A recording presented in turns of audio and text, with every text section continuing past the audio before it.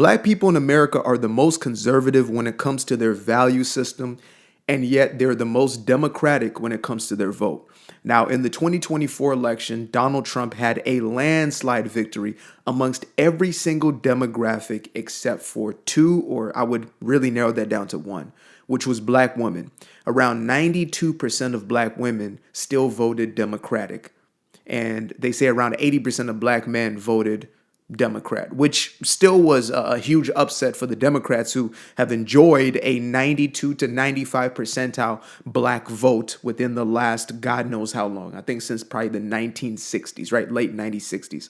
And so, you think to yourself, how can somebody who has the most conservative values continuously vote for a party who is in opposition of what they genuinely stand for, especially in this day and age where the left has gone so far left that even those who are Democrats, traditional liberals, can no longer recognize their own party. And now they're either in the middle as independents or, fully swung into becoming conservatives or Republicans. And this is not by accident. This is not a coincidence. Instead, this is engineering. This is social engineering. This is conditioning and mental programming. Black people have been made to vote against their own best interest for decades now. And, unfortunately, this still isn't common knowledge, but the Democratic Party is the party that fought to preserve slavery. They were what were referred to as the Confederacy, if we're to go back to 1865, right? Fast forward, and they were the ones who put into legislation Jim Crow laws, which were the segregation laws. They were also the ones who instituted a group of radical, extremist white supremacists known as the KKK. This was the Democratic Party. So you would think to yourself, why would Black people vote for the very same party who fought to keep them as slaves, who didn't want anything, like wanted them separate, not separate and equal, but just separate and lower than, and then instituted a racial group whose entire purpose it was to essentially eradicate their own race? Why will we continue to choose? And on top of that, we can go to, the Planned Parenthoods of the world, the Margaret Sangers of the world, right? Who was literally the blueprint of the fascist party. Hitler actually said, the little mustache man said that this was a woman that he admired, and he actually took a lot of his own ethos from this woman. This is the woman who is now praised and worshipped if you were to go into Black communities, maybe not by the individuals, but they say that Black women have 5 times the abortions that white women have, as the minority in this country having the majority of the abortions. How does that make sense? Well, again, this has been by design. This has been a conditioning and a brainwashing. You didn't find yourself on the Democratic plantation by accident. This was done through legislation. This was done through social engineering to make sure that you never became free. We talk about slavery, slavery is still here, slavery is still real. And it's not in the way that most of us think. Most of us think, slavery of the mind, because there's like this system over us that is oppressing us. The truth of the fact is the only system that is oppressing anybody is the belief system. And when you get somebody to believe in a belief system that works in opposition to their own empowerment, you've got them. They become their own slave master. You don't have to put anybody over a person who is already regulating themselves, who is already placing a belief over themselves that is keeping them restricted, keeping them down, keeping them disenfranchised. And the Democratic Party has always been the one who pushed this message of a lack of personal agency. Nothing is your fault. You cannot change your own life. The government has to step in and assist you in changing things within your own reality. We are the ones who are in control, just like a dictatorship would, right? Fortunately, we live in a republic where we get to vote in the individuals that we desire, but that also makes it a trickier process to where you can't actually see the devil that's right in front of you. You can't actually recognize the establishment, the very one that is looking to keep you in a perpetual cycle. You will believe them to be a friend when truly they're your greatest foe. And I always say, I was an addict in my teens, coming into my 20s. And when I finally went cold turkey, when I left that lifestyle completely, I remember just this realization of, damn, everybody I thought cared about me and loved me were the ones who actually enabled me, and the ones who were truly caring about me I was thinking they were judging me. I had everything was in the upside down. I thought to myself, the person who was telling me to get off the dope was judging me. They didn't understand me. And that the people who were egging me on, who were doing what I was doing with them, those individuals cared about me. Those individuals were my brothers. Those individuals were my true family. And that's how this sadistic mentality works. And when we bring in a relationship with the Black community, and you can put this in any area of life, right? It's not simply a race thing, but this conversation piece came up to me because, again, when I start looking at the statistics, I'm in a place where I'm so proud of those who are breaking free, the ones with the rebellious enough spirit to break, or not the rebellious spirit per se, but rebels to the system that will break free from that system and instead begin to think for themselves. Like those individuals, I am absolutely proud of y'all. I am, unfoundedly, unbelievably encouraged by y'all, because I know that what you are doing is setting a precedent for what is to come, and you are allowing an opportunity, and all you need is 10% of a population to change the rest of the population. All you need, like when we talk about the civil rights movement, it wasn't everybody who was behind MLK. That's a delusion that we live under. We think everybody was behind this movement and that. No, even America, the conception of America was a small group of individuals who believed in an idea enough to will that reality into existence. And so to hear that there is 8%, maybe even 9% of Black women that, have broken free from the Democratic plantation, that is a beautiful thing.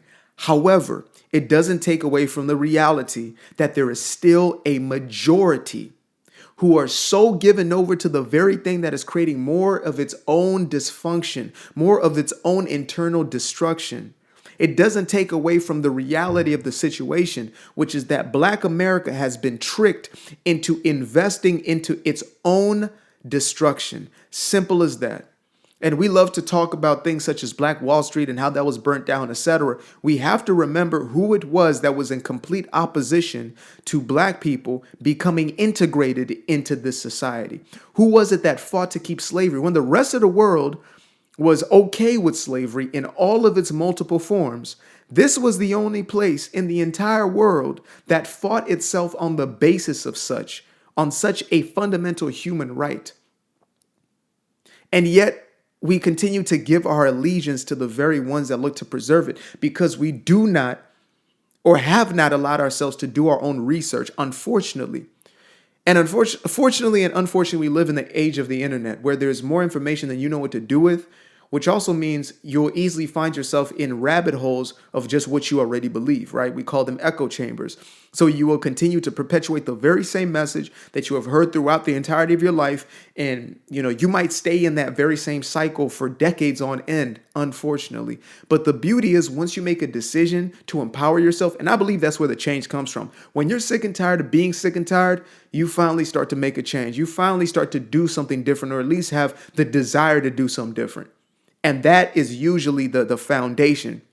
Then you start looking at other information. That's what happened to me. I was so sick and tired of being lied to by the media, because I knew the media was lying. I knew as much as that, right? Before I broke away from the Democratic plantation, I knew that I was being lied to by the media in some cases. I didn't understand how deep it was. I didn't know that they could give blatant lies time and time again in the way they now do. I didn't know how partisan they could be, how biased they could be, until Trump started running in 2015, and 2015. And I would see on the news, like the way they were reporting about this man who they used to love like weeks ago, all of a sudden he was like public enemy. And I understood enough to say, if the media is obliterating somebody, there's something deeper about this story. And that's when I started watching full debates. I started watching full rallies and interviews, instead of just seeing these little sound bites, instead of just seeing these little clips from videos that they would take and they would manufacture. I mean, we've seen it in the last election. 60-minute news, which is one of the most quote unquote, honest news reporting, whatever that even means, if that's ever even been a thing. But 60 Minutes edited out Kamala's real answers. They literally manufactured this entire thing. Now, of course, CBS is nothing more than a left-wing pundit, owned by, I don't know if it's Disney or NBC, Universal, one of these companies, but, the 6 companies that own all of the left-wing media, right? And they own some right-wing, but it's really about 90+% left-wing media is what I've come to realize after my own independent research. right? And the information is out there. Sometimes people are like, oh, where's the source? Where's the this? I'm like, look, it's out there available if you want to get into it. The reason I don't always take time to do so, honestly, is because I believe the core message is the most important, because it's not really about facts for most people. It's an emotional appeal. Most people have been bamboozled by the emotion, not the facts. That's why they are doing the very opposite of what's actually getting them, the result that they want in their life.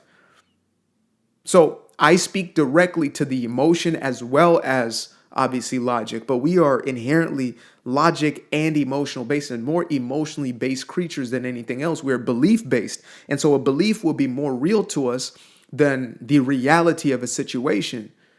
In our own somatic system, in our own physiology, we will feel something to be real that is not real. So if you believe that this man Trump is an enemy because you've been told 10,000, 100,000 times, you will start to believe that. You will regurgitate information you didn't even see happen by yourself. I've seen people where I've maybe asked, or somebody else has asked them, when did that happen, or when did he say that? And they can't even answer that question. They can't even have a dialogue on that. They just get mad. They go back to emotion, and maybe they curse you out, or they tell you that he's a rapist and all these other things that are nothing but accusations that have been placed upon him by the left-wing establishment that's been trying to keep its power forever, right? That includes some other crony politicians on the right, etc. It's a whole establishment. They've been scratching each other's back for the longest, and they were just afraid that somebody from the outside would step in and, God forbid, actually change something for the people's benefit. But if you can't see, you can't see it. And again, with most black folk in this country, it's a delusion. It really is. It's a brainwashing that's taken place. It's the same thing that a cult would do in order to create its undying loyalty of its members. And if you don't agree with the cult, you're fully kicked out. And I address white liberals and things of that nature as well, but I just wanted to really address this specific demographic because it's so obvious and it's so prevalent. And it seems like there is a stuckness, but I have hope. I do have hope. And that's why I continue to speak on these messages, because my purpose is for freedom. It's for personal independence and freedom within one's own actions, to know that you have control, you have agency over your life. You can make decisions that are going to change the quality of your life and the quantity of your life. How long you live is going to be highly dependent upon how you live as much as anything else. And so I continue to speak to this because that is my purpose. It is that we free ourselves from these mental shackles, period. I used to be afraid of the dark, place unknown like a heart in their heart. I used to see my life in the bar. Now the kids unchained, every shackle is lost. 2 steps in the moonlight, 2 step in the daytime. You just know when it feel right. You got a feeling the time's not. See you through those shades that I just threw on. Through my lenses, you just can't do no wrong. I fell in love with myself again. I fell in love with myself. I fell in love with the sunshine. I fell in love with the light. I fell in love with the full moon. I fell in love with the night. I can see the light again. I can see the light. You can see the life in him illuminate the night. I know the time is taking. A 3-6